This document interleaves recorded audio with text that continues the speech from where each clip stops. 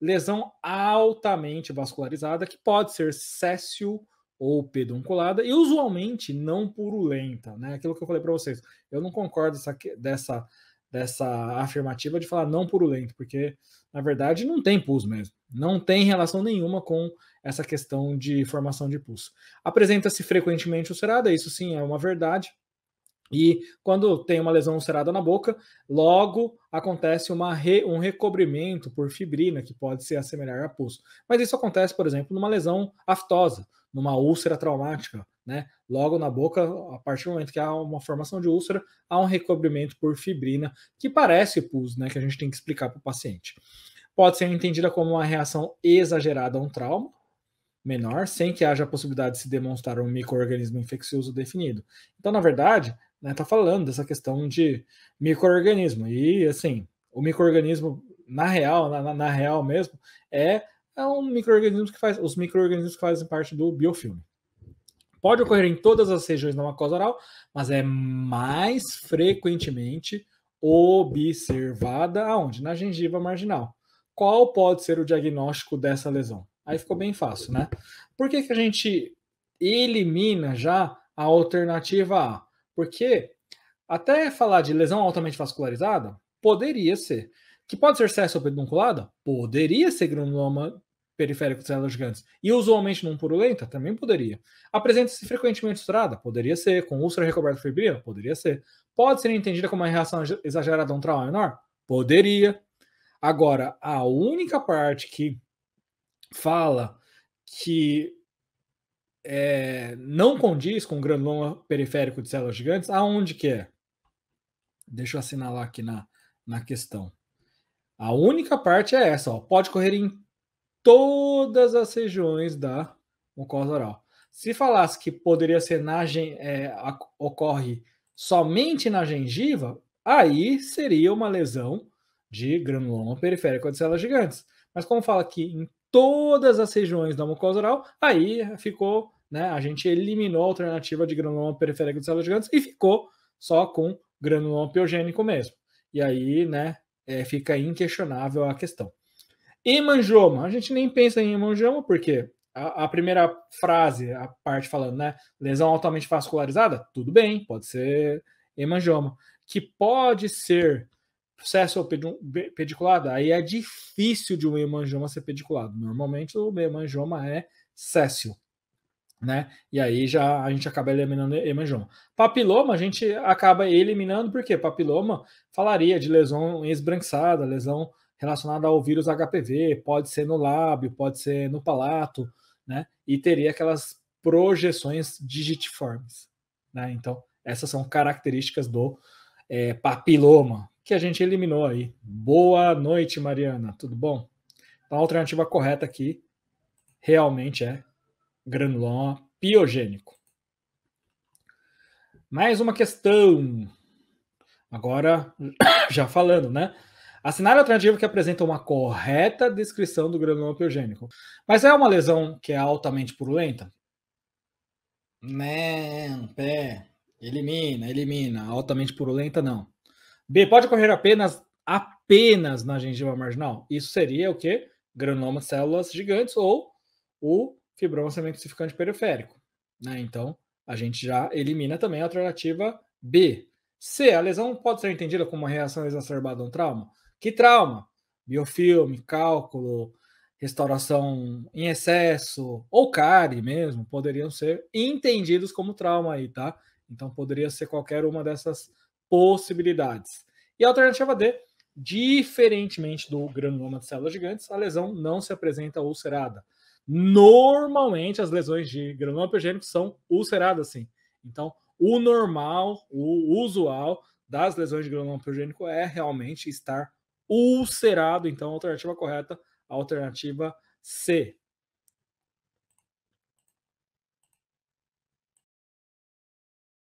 As comissões intergestores pactuarão a organização e o funcionamento das ações e serviços de saúde integrados em redes de atenção à saúde, sendo as comissões intergestores tripartite no âmbito da União vinculada ao Ministério da Saúde para efeitos administrativos e operacionais, e de competência exclusiva das comissões intergestores tripartite, a pactuação das diretrizes gerais para a composição dos RENASCs.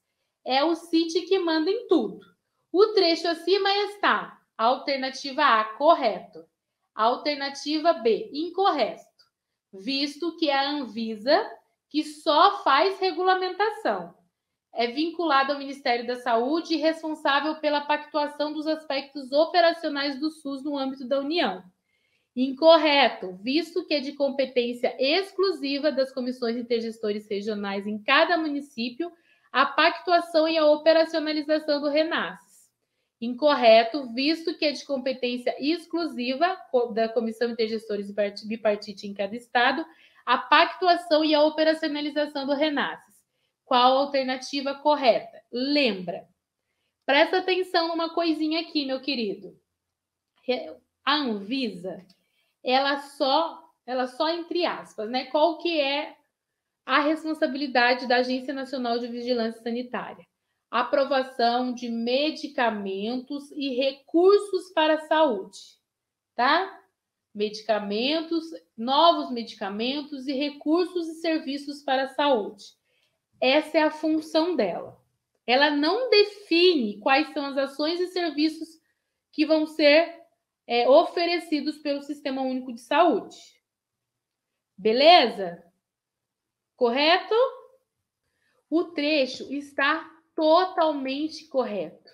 As comissões intergestores pactuarão a organização e o funcionamento das ações e serviços de saúde, sendo que as comissões intergestores tripartite no âmbito da União, vinculada ao Ministério da Saúde, para efeitos administrativos e operacionais, é de competência exclusiva da CIT a pactuação do RENASCs. Guarda na cabecinha de vocês. É competência exclusiva das comissões intergestores tripartite, o RENASCs. Quem manda no RENASCs é a Comissão Intergestores Tripartite.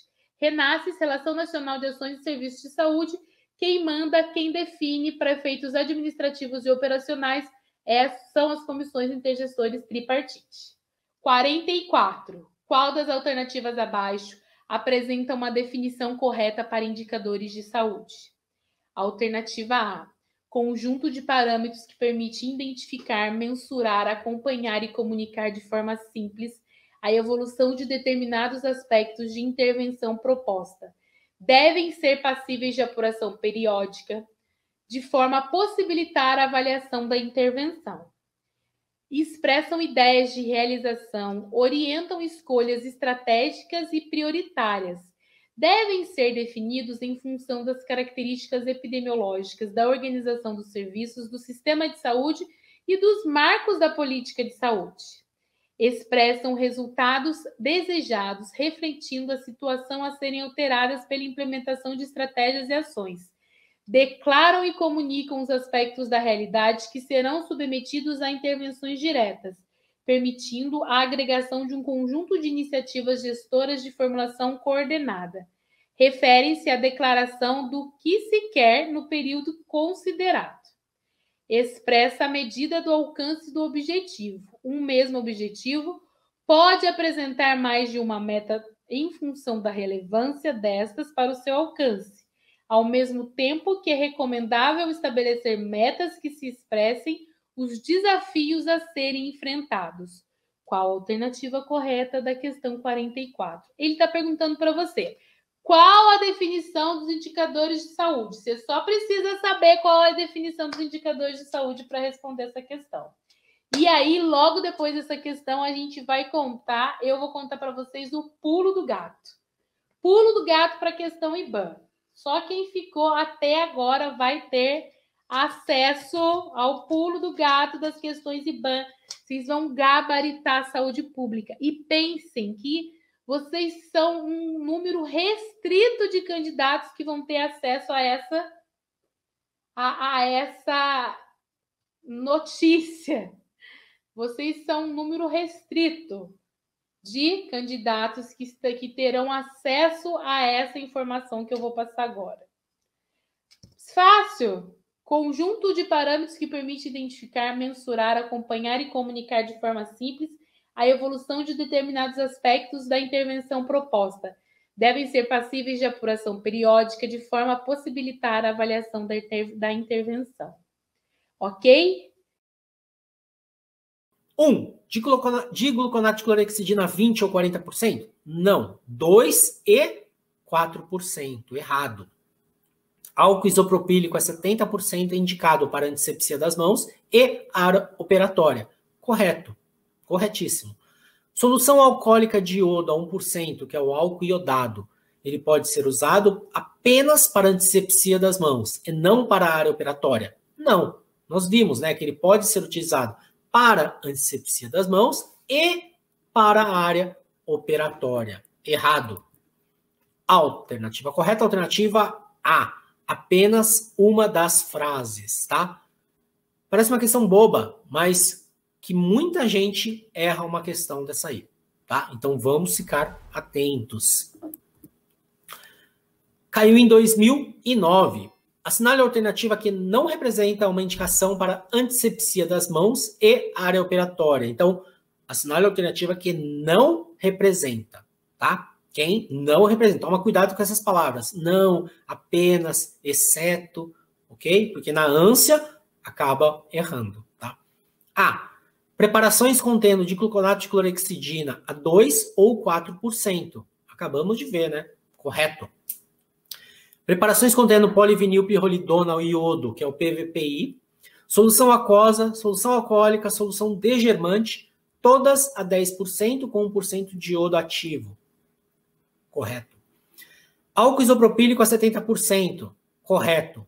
E glutaraldeído a 2%, né? Antisepsia das mãos e área operatória, a gente falou sobre glutaraldeído? Não, né? Glutaraldeído não é para desinfecção, não é para antisepsia, e sim para desinfecção, tá? A alternativa correta, alternativa D, glutaraldeído. É uma questão bem complexa, tá? Mas vamos lá. O objetivo da trituração, que é a mistura do pó com o mercúrio, é propiciar uma apropriada, as palavras são ótimas, né? Propiciar a apropriada amalgamação entre mercúrio e a liga. As partículas da liga são recobertas por uma película de óxido que dificulta a penetração do mercúrio. A película de óxido é removida por brasão. Eu imagino que seja a abrasão, né? Quando as partículas da liga e do mercúrio são trituradas. Então, a liga, ela vem protegida por um óxido, só que o mercúrio em cima dela não vai misturar efetivamente. Eu preciso fazer um atrito ali, uma abrasão entre um objeto e outro, né? Entre o mercúrio e o óxido que está ali naquela partícula. Então, eu preciso abrasionar aquilo ali. Por isso que era grau e pistilo manual bem forte, e agora é uma trituração que a gente não consegue, mecânica não consegue simular com a mão, de tão rápida que é. Então, ela é mecânica por uma velocidade ser altíssima. Então, quando elas entram em atrito ali, eu consigo destruir essa camada de óxido, e aí eu tenho o mercúrio ligando com as partículas da liga, tá? Então, ó, a película de óxido é removida quando as partículas da liga e do mercúrio são trituradas. Uma trituração mecânica pode ser conseguida no amalgamador. Para uma mesma liga com a mesma relação mercúrio-liga, o aumento do tempo e ou velocidade de trituração aumentam o tempo de trabalho e de endurecimento. Vamos voltar que essa frase ficou super mal escrita, vamos ler de novo. Para uma mesma liga, com mesma relação pó-mercúrio, o aumento do tempo do amalgamador, então, o aumento do tempo do amalgamador ou velocidade de trituração aumentam o tempo de trabalho e de endurecimento. Então, ele está me dizendo que se eu colocar uma cápsula lá com a mesma dose, vou pegar 2 cápsulas com a mesma dose de mercúrio e de liga. Uma eu uso pelo tempo recomendado pelo fabricante, o tempo e a velocidade.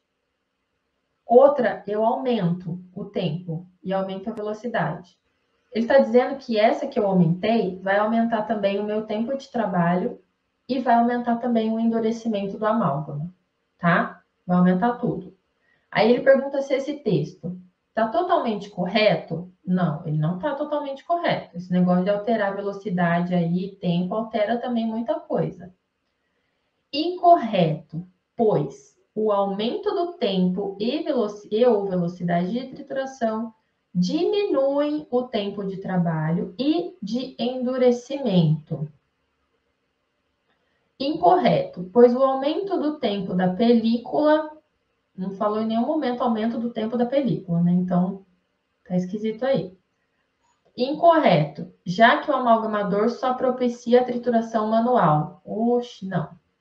Então, mesmo que você não tenha entendido, a letra C e D não tem condição de ser. Tá escrito de uma maneira aí que não tem condição de ser. Aumento do tempo da película? Que horas que ele falou de aumento do tempo da película? Não. Já que o amalgamador só propicia a trituração manual? Não. Trituração mecânica. Amalgamador é trituração mecânica, tá bom? É a letra B. Vamos lá. Se eu aumento o tempo que ele fica lá triturando, concorda comigo que a reação de presa, de cristalização está acontecendo lá dentro? Então, o meu tempo de trabalho vai reduzir muito, porque na hora de eu condensar ele dentro da cavidade, ele tem que estar mole. Se ele começa a ficar duro, se ele começa a cristalizar, eu não consigo condensar. E outra, o endurecimento vai acontecer mais rápido, sim. A cristalização vai ocorrer mais rápida, sim. Mas o tempo de trabalho não. Tá bom? Então, aqui, ó, tem um errinho também, ó. Incorreto, pois o aumento do tempo e velocidade de trituração diminuem o tempo de trabalho, mas ele aumenta o tempo de endurecimento. Então, tá formulada errada essa resposta, porque ele começa a endurecer mais rápido. Entendeu? Ele vai mais rápido. E aí, o tempo de endurecimento, ele vai ser sempre o mesmo. A cápsula vai ser sempre o mesmo tempo de endurecimento. Agora, na boca do paciente, ele vai diminuir o tempo que eu tenho para trabalhar. Entendeu? Então, está formulada de uma maneira incorreta aí essa resposta, porém, ela é a resposta da questão. Então, vamos pensar. Se eu diminuo o tempo de trabalho, diminuo o tempo de eu condensar esse amálgama, de fazer todos aqueles tempos de cristalização, o meu amálgama realmente diminui o tempo de presa, tempo de endurecimento. Mas o tempo total de endurecimento desse amálgama é o mesmo, entendeu? Eu só perco o tempo da cápsula lá, porque eu aumentei o tempo lá, e aí ela tá lá, enquanto eu podia estar trabalhando dentro do dente, entendeu? Eu aumentar o tempo não significa que eu estou fazendo mais partículas reagir com mais mercúrio, não tem nada a ver. Eles vão reagir o que eles têm que reagir. Então, o tempo que o fabricante te indicou no amalgamador, na velocidade que ele indicou, é o suficiente para promover essa mistura, ok? Então, realmente, eu tenho perda aí de tempo de trabalho, vai diminuir. E esse amálgama na boca vai endurecer mais rápido, mas ele tem o tempo de endurecimento dele normal, tá bom? Só tá formulado de um jeitinho que deixou meio confuso. Mas ela é essa resposta aí. Não tem nem mais certa ou menos certa, é ela, só pode ser ela. Assinale a alternativa incorreta, considerando as aplicações tópicas de flúor. Então, aqui ele quer saber a incorreta na 70. A força do método é menor que o da fluoretação da água, promovendo uma redução de cárie de 40%.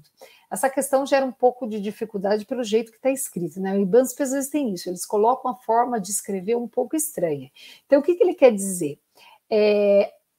A força do método é menor que o da fluoretação da água, ou seja, a aplicação tópica de flúor, ele tem uma força de método menor que a fluoretação da água, promovendo uma redução de cárie de 40%. Tá correto, tá? Então, a água reduz 60% e ele reduz 40%. Então, tá correta. A aplicação tópica é mais eficaz se aplicada em dentes recém-rompidos. Por alguma razão, o esmalte maturado é menos receptivo. Não é que ele é menos receptivo. A maturação é justamente isso. Ele está na boca, só fica sofrendo desrê, e ele já tem fluorapatita. Então, a aplicação tópica ela é justamente eficaz quando o dente está recém-rompido, que ele só tem hidroxapatita, apatita fluoretada, né? E aí ele faz essa troca com mais facilidade. Então, está correta, mas a razão a gente sabe qual que é. O uso de meios ácidos tende a aumentar a incorporação de flúor e o pH ótimo está entre 2,8 e 3, sim, né? Ao uso de. Por isso que a gente usa o fluorfosfato acidulado, né? Então, quanto mais ácido, melhor a incorporação de flúor. E alternativa D, a profilaxia prévia é importante para facilitar a ação do flúor, mas a sua omissão reduz em apenas 10% o benefício da aplicação. Hoje a gente sabe que a profilaxia prévia, ela faz parte do processo preventivo, tá? Mas ela não é tão importante. Hoje a gente sabe que se a gente não fizer, a gente consegue manter flúor até no biofilme. Então, essa é a alternativa incorreta, alternativa D. Questão 71. Programas de autoaplicação de flúor através de bochecho com soluções fluoradas podem ser implantados facilmente nas escolas com pouco ou nenhum prejuízo das atividades. Considerando esse método de prevenção, avalie as frases abaixo. Vamos lá, avaliar uma por uma. Soluções de 0,5% a 2% com frequência de aplicação semanal e quinzenal, respectivamente, têm sido empregada? Não, é 0,05% e 0,2%. Então, está tudo errado aqui. A redução de cárie para esses métodos é de 70%? Não, né? Se for semanal é de 30%, se for diário é de 50%. No caso de fluoreto de sódio a 0,2%, seu uso pode ser semanal? Correto, tá? Então, apenas a 3 é correta.